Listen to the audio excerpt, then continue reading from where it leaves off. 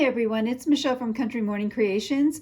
I am here with my January journal and my sticker page that I'm going to use to decorate my January cover page, which is what you call that first page in a journal if you decorate it.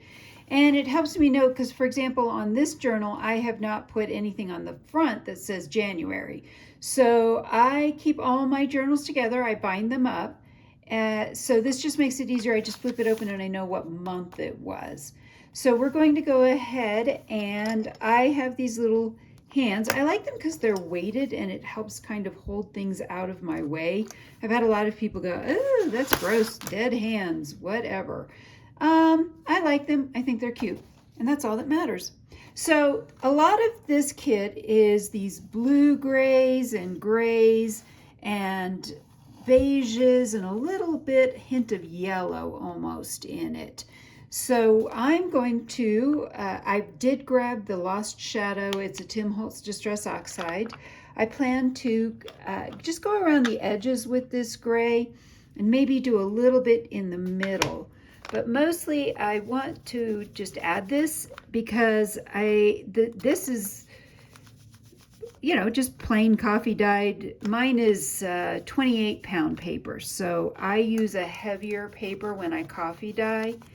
I don't think I want this perfectly around the edge. I want some of it coming in a little bit.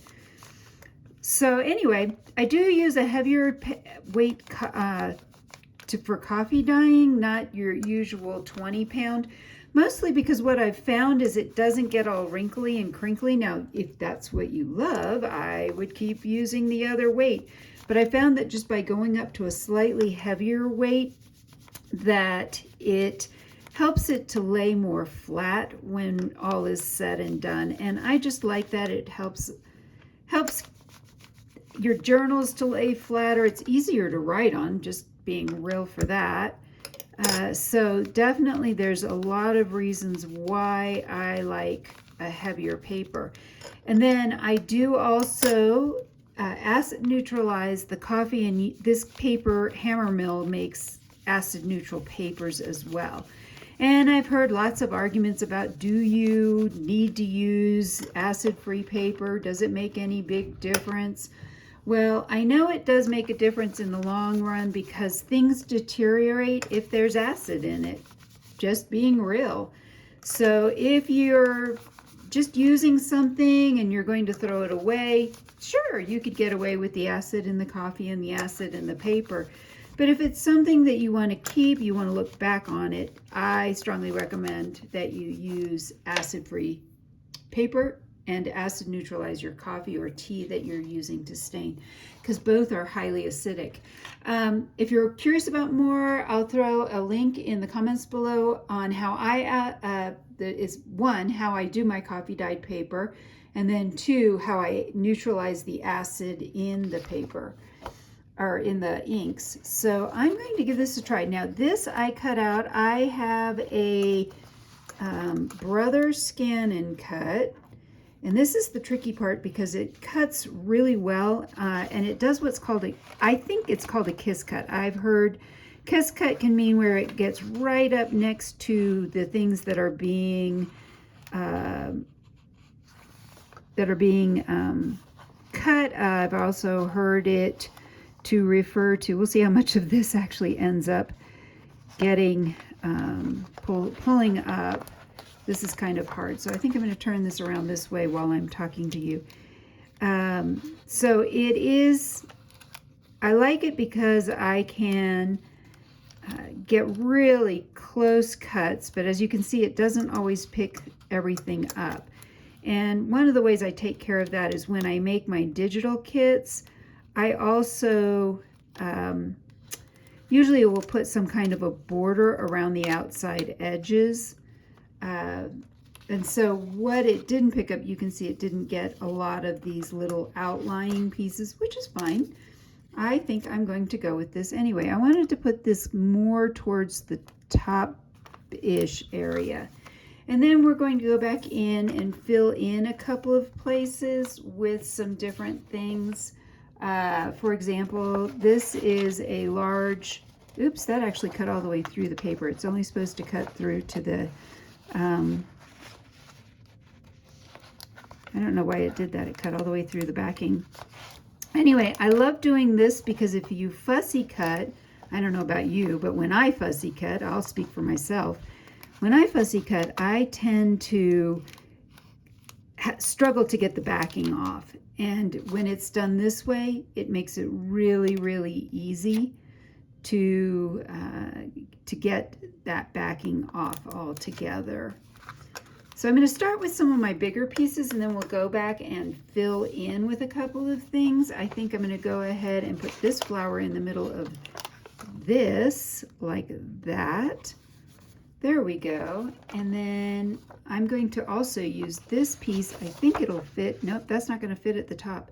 Do you know what? That's okay. I'm not going to worry about that. But I do have lots of other pieces in here that I can go ahead and use. This is just kind of a technique that I use to pull up but not tear off pieces. I don't know that I've ever seen anyone else do it, but I'm sure other people do that. And I'm just going to use this to start filling in around this. I guess I better go make sure some of that's sticking down.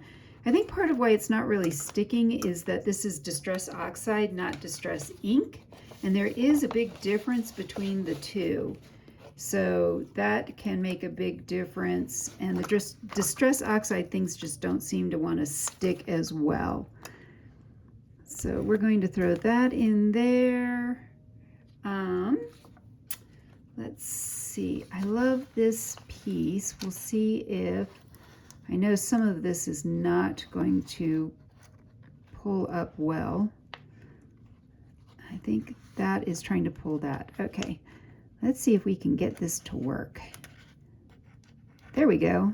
I got that. And I suspect that flower next to it is attached. That's why it's not wanting to come up. Yes. So my ScanNCut can't see these little tiny pieces, and that's frequently why they don't make it in being cut out, because the ScanNCut, it literally scans. It's not something that I put in some kind of a, let's see, where do I want this? I think I'm going to put it more in here.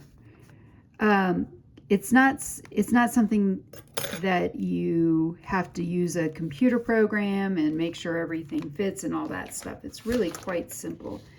I also have videos on that if you would like to check those out and see.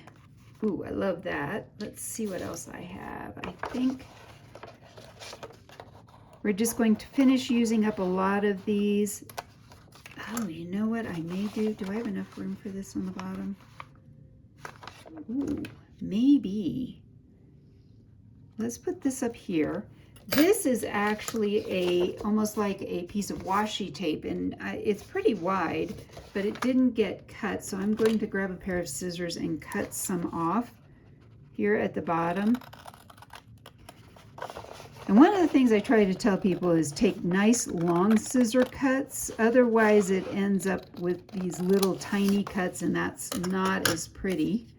Then I do the old trick where you bend back a corner and it hopefully will peel off. And it looks like it's going to. All right, I think I'm going to make this a little bit longer than I need it, just to be sure. I'm going to rip this off and throw this on the bottom like this. And I think that will be really pretty on the bottom. Let's get that all the way down to the edge of that piece of paper. There we go. And then I'm going to cut a little bit off here. If I can get that, I may have to pull that back up a little bit.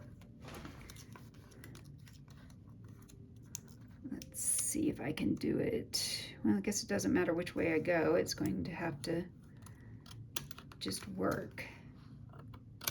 There we go. Nope, didn't quite get that last little bit. Let's try that one more time. There we go. So that's a little chopped. And then this side I can do better because it's actually going to work better. And this will cut right along there.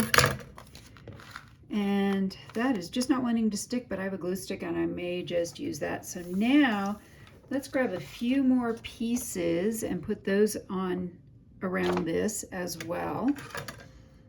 And I think we're just about done. So I like this piece of grass here that I have. And of course, if you like this kit, it is for sale in my Etsy shop. The link is in the bio, so you can actually grab that as well if you are interested in getting this sticker set. You can also make this just a fussy cut set, so if you want to add these into things that maybe you have already, you want to include them in a journal. I also have a set of papers that complement this whole set. Let's put this down here.